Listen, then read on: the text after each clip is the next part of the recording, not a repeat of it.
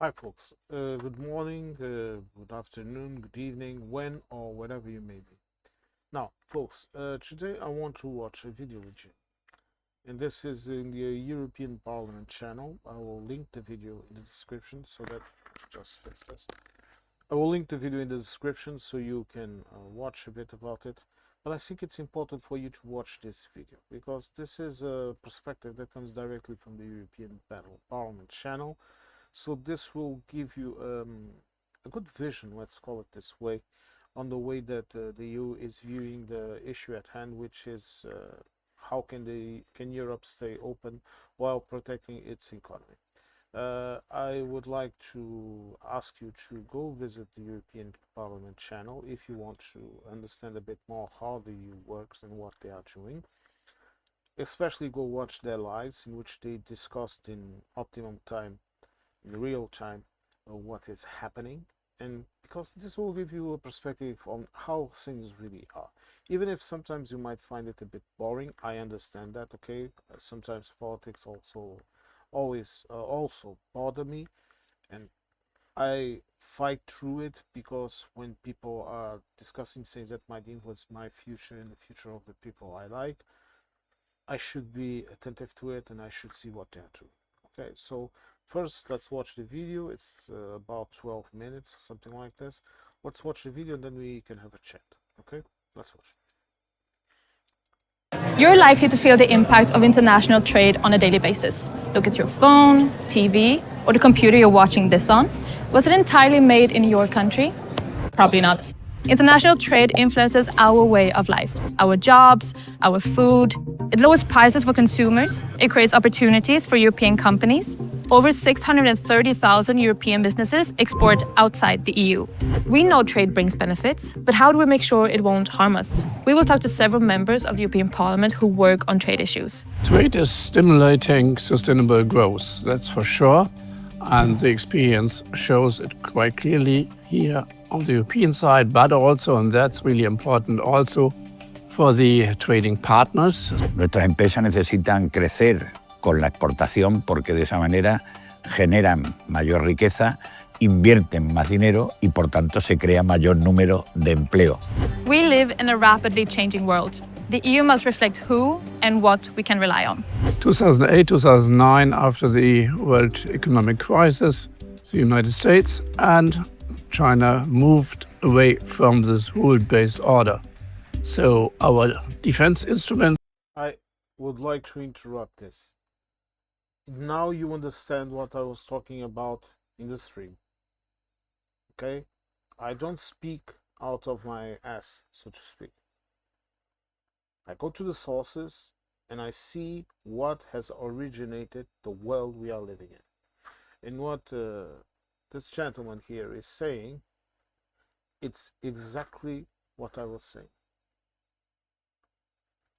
The pivotal moment in which things had to change, when we had to have more regulations to control what is happening in our markets. Okay, let's continue to listen.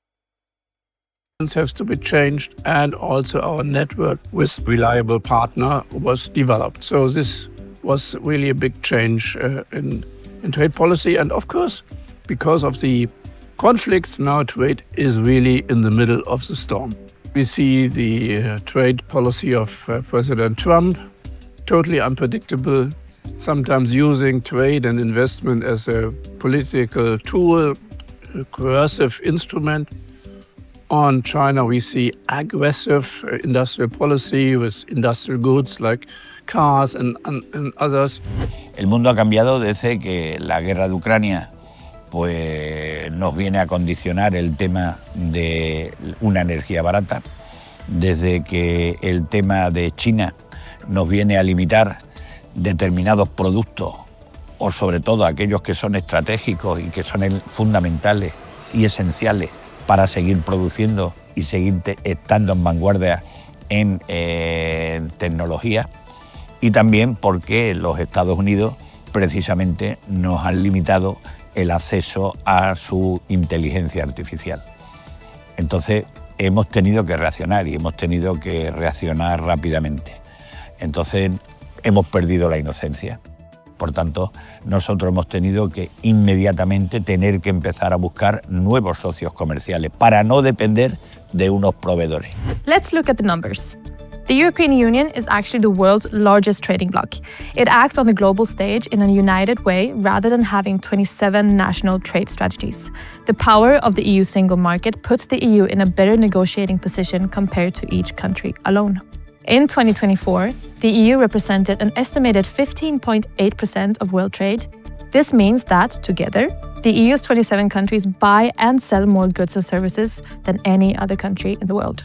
Exports to non-EU countries supported 33.5 million jobs in the EU in 2023. That's 15.4% of all EU employment. In other words, almost 1 in 6 jobs in the EU depends on trade. With this huge impact, no wonder that trade also raises concerns. Are European companies and workers protected from unfair competition? How do EU farmers benefit? And what about consumers?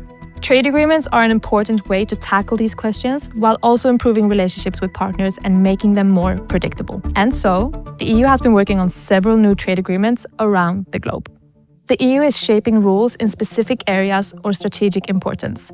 Recently, the Parliament adopted new laws that tackle steel markets. The steel industry is crucial for the European competitiveness, for our sustainability, because the European steel industry has invested huge amount in the green transition, and we also want to secure the steel supply to the European defense industry.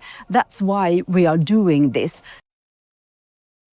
I would like to stop right in this moment, because just now I commented on a video by another YouTuber that I sometimes watch, Large Man Abroad, and he was talking about the freedom of the United States, that the United States would be able to flood Europe with cheap industrial goods. My friend, you should have watched this video, and you should have listened to this person without having an American prejudice behind your reasoning. We do not want your cheap industrial goods, and we certainly do not need them, because this is the way that we think. You want to know why? Because from a capitalist point of view, to transition to green energy, it's better because you will have cheaper energy, cleaner energy, and less taxed energy. While if you remain in that line of polluting and of using fossil fuels, your business model can no longer survive. This is also one of the reasons why I'm showing this video and why I'm stopping it and commenting on it. Okay, I'm sorry, but these are things that need to be said, and these are things that people need to understand. This is why I also make these videos, because you have to look at things from a European perspective. If you try to analyze Europe thinking like an American, you will not be able to do it. You will not be able to do it. A British person that is also a European has the capability of looking at this and understanding it. Even if there are dumbasses like Mr. Nigel Farage that only understands what suits him. Okay? But an American looks at this and they don't understand it. A South American, he might understand. But an American, no. A Canadian, yes, they might understand. But an American, no. At least from the practical aspects, the practical examples that I've had, and I just had one example, and I even told that to the gentleman in the comment. If he bans me, he bans me, but I don't lie. And I always speak what I think needs to be spoken. Or I will simply just stop watching his videos and be done with it, because there are better things to do in life. Okay, let's continue to watch the video, and I'm sorry for my interruptions. So, in the end of the day, this is about the strength of a united Europe.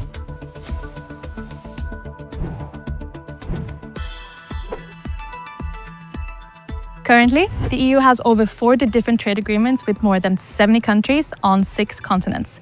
Some of them are broad, others are more specialized, focusing on intellectual property, investments, geographical indications, or other specific areas. La gran ventaja política es que la Unión Europea puede hablar en nombre de todos, debe hablar en nombre de todos y debe condicionar las relaciones comerciales en nombre de los 27 países. La fuerza que te da tener un mercado de 440 millones de habitantes no es la que tiene un presidente de un gobierno de los 27 Estados miembros si quiere él negociar de manera independiente a lo que supone la Unión Europea. Most trade agreements focus on tariffs, which are a tax on imports. But they aren't just about tariffs. They can protect companies, workers, and farmers. They ensure European companies can bid for government contracts. This is what tariffs mean. And this is how tariffs can be used. They are not some blank word spewed by an economic ignorant that doesn't understand what tariffs are. When here, kids learn in school benches, at least in Portugal, around, I think, in the 8th or 9th year of schooling, they learn a bit of an introduction to economy, and they are taught these little concepts. And when they go out into their lives, even if they don't want anything to do with school, or they go around with their lives, they will understand when someone tells them that I'm going to put tariffs in, and the foreign companies are going to pay everything. They understand that tariffs will be taxes on the goods that are imported that they will need to buy, and they will not vote for lunatics. Sorry for the interruption. In partnered countries. They make sure imported products meet the quality and safety standards we require in Europe. Trade agreements also promote the EU values in the world: democracy, human rights, dignity, and the rule of law. Because trade has to be fair. So we want to have competition, but under fair conditions. So on the other side should be no illegal subsidies. We have to respect consumer protection standards. In the end, trade deals are also about predictability. We want to have stable relations. I'm sorry for interrupting again, but did you listen what he said? He talked about protecting consumers.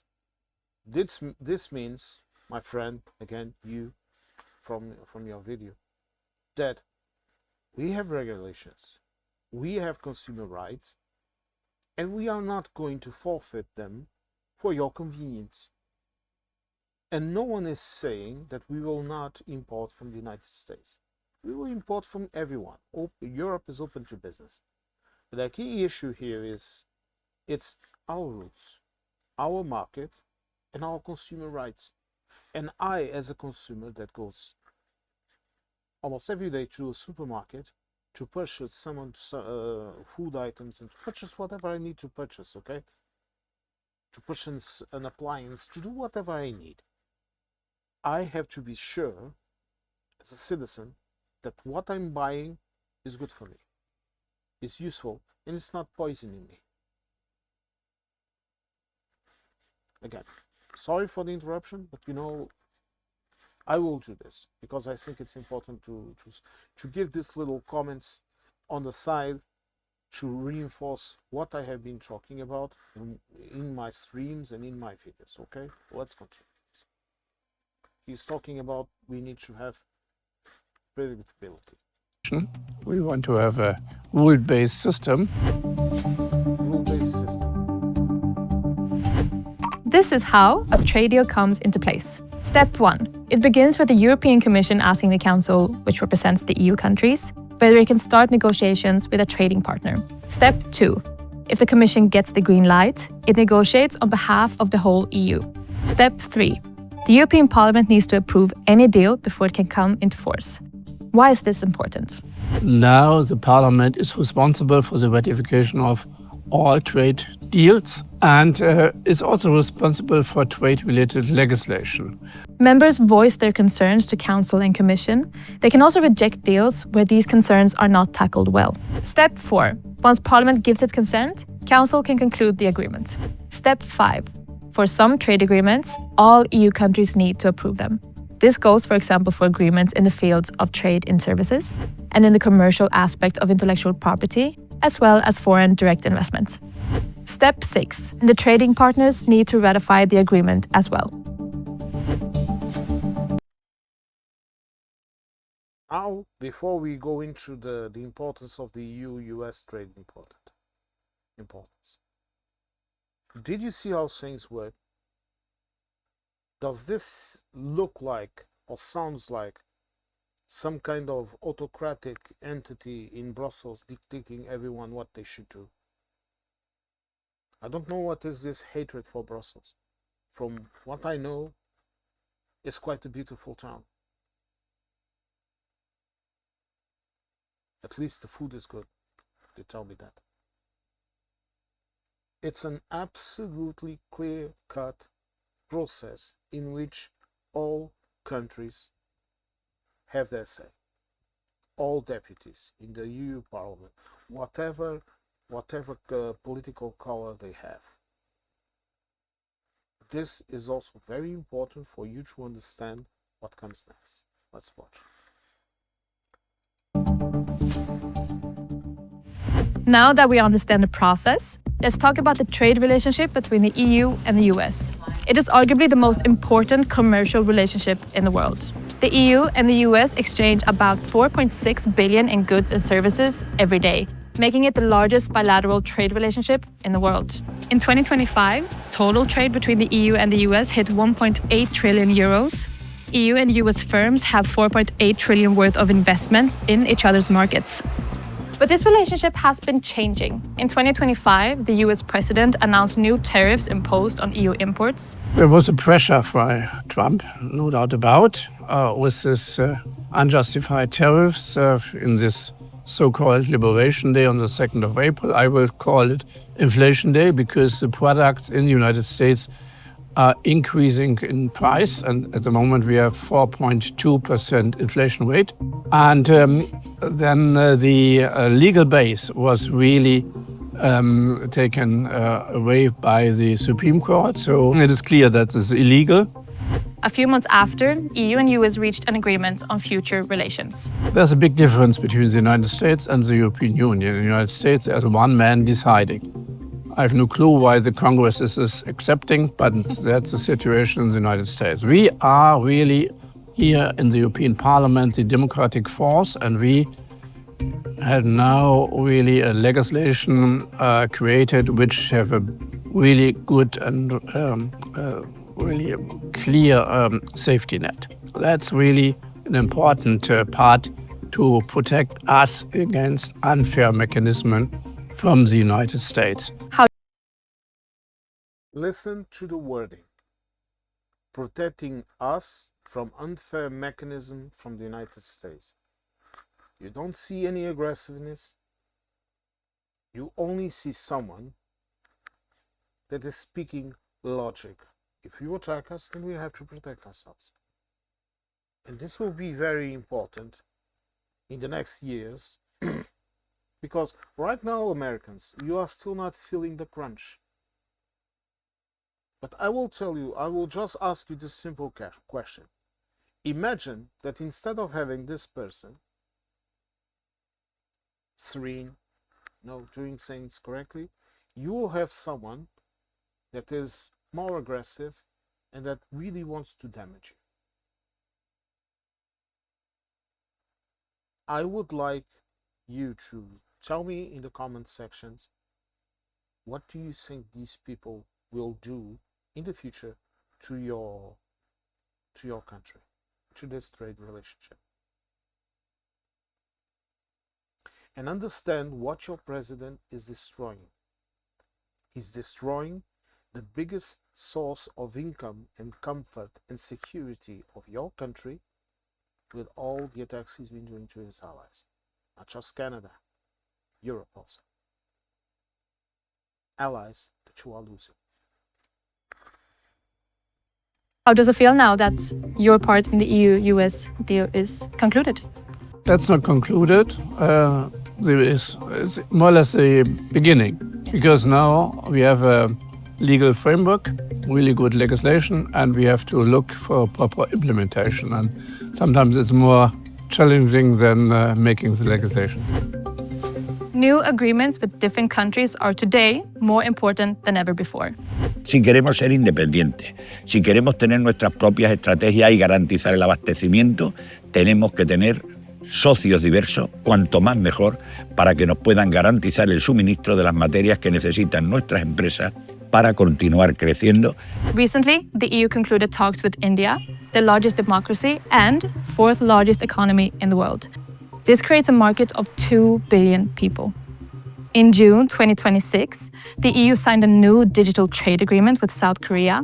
There are deals with Mexico, Indonesia, Australia, the South American bloc Mercosur, and more.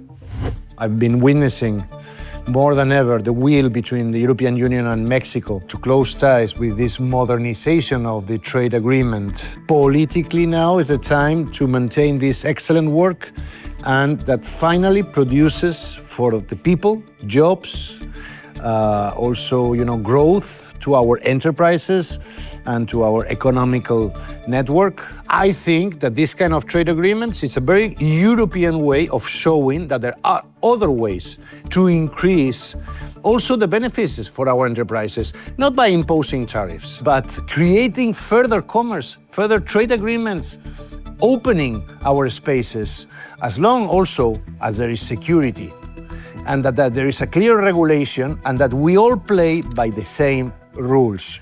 Having more deals in place means one partner can't have too large of an impact.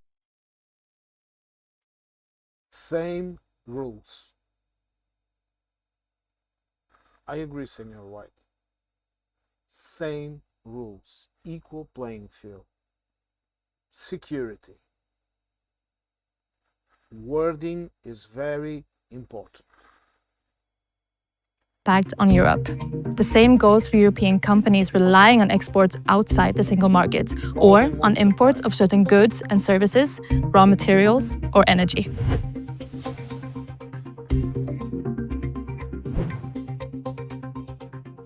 Trade deals bring safeguards.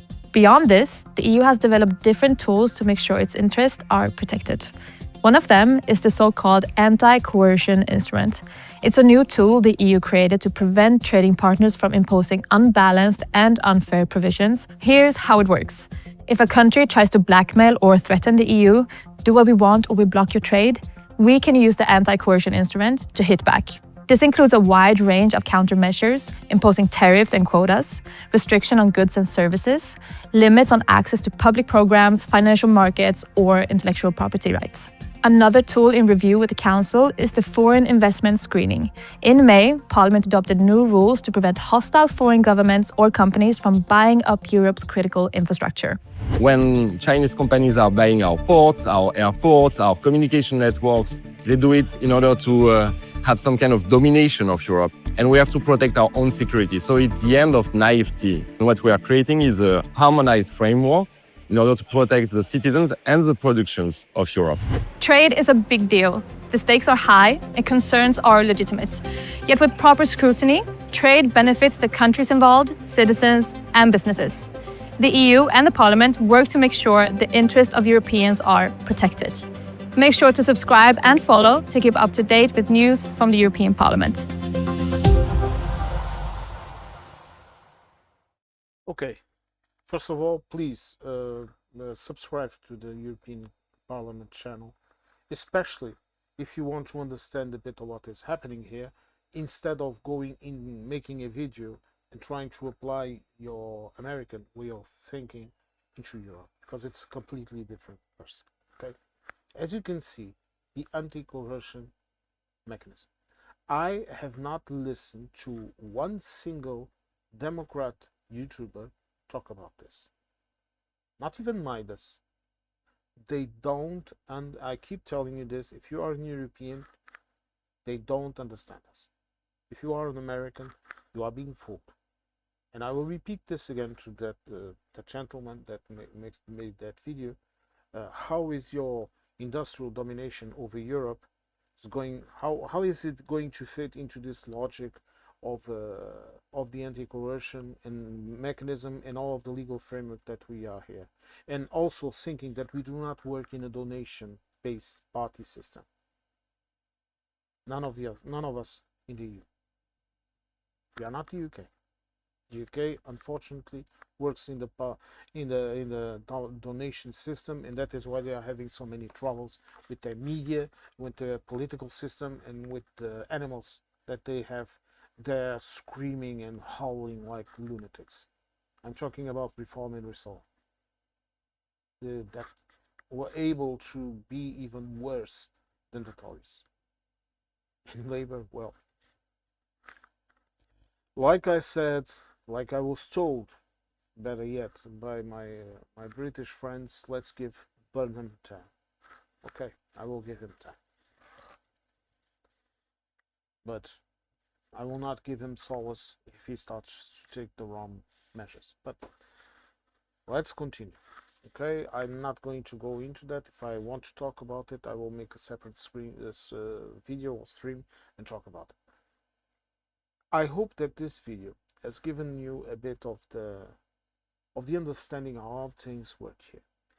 In this last video, okay, in the last part of the video, you did not see anyone denying China the ability of doing trade here or even purchasing things. We are talking about creating a legal framework, meaning hit them with legality. Oh, you want to buy this? Okay, these are the rules. Simple as that. You want to provide this service? Okay, these are the rules. Oh, you're not complying? Bye. Get away. Compensations? No, you broke the legal framework. You broke the legal framework, hence you have no compensations. Oh, we are going to threaten, we are going to do this and that to your trade.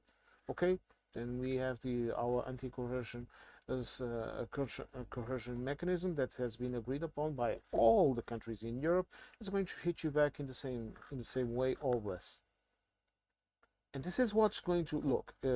Have no delusions on what is going to happen if Mr. Trump continues to threaten us like he's threatening Canada, and elbows up. I'm glad that Canada has just done what they did, because that is the way that you should answer these type of people, these idiots, these economic ignorance, these bullies.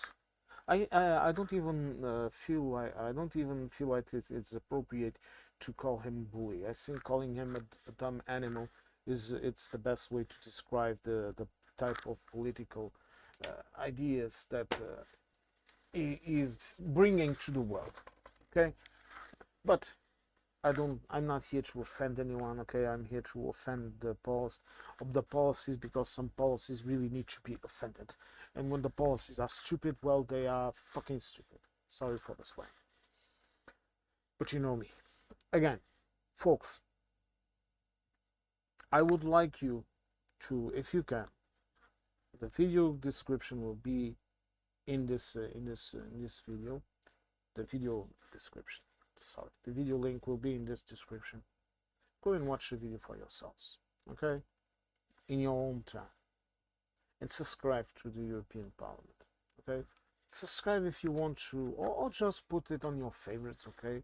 I'm not here to tell you in which you should or should not subscribe, but at least you will get a perspective on how things work, instead of listening to people that are talking about things they have absolutely no idea. You see, what I talked about in the stream yesterday, Saturday. Okay, I watch the videos. I read the legislation. I understand what is happening. Because if you want to talk with someone about something, you need to at least understand how things work. And I'm not talking about perfect worlds, okay? I'm not talking about utopias. I'm not talking a perfect world where there is no corruption. Oh, the whole EU, there it comes again. No, my friends. I'm talking about reality and how things work.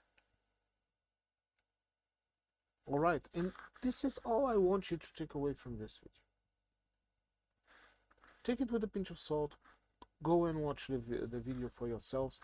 Go and see the other videos and the other lives that the channel has, the European Parliament channel has, and understand it, okay?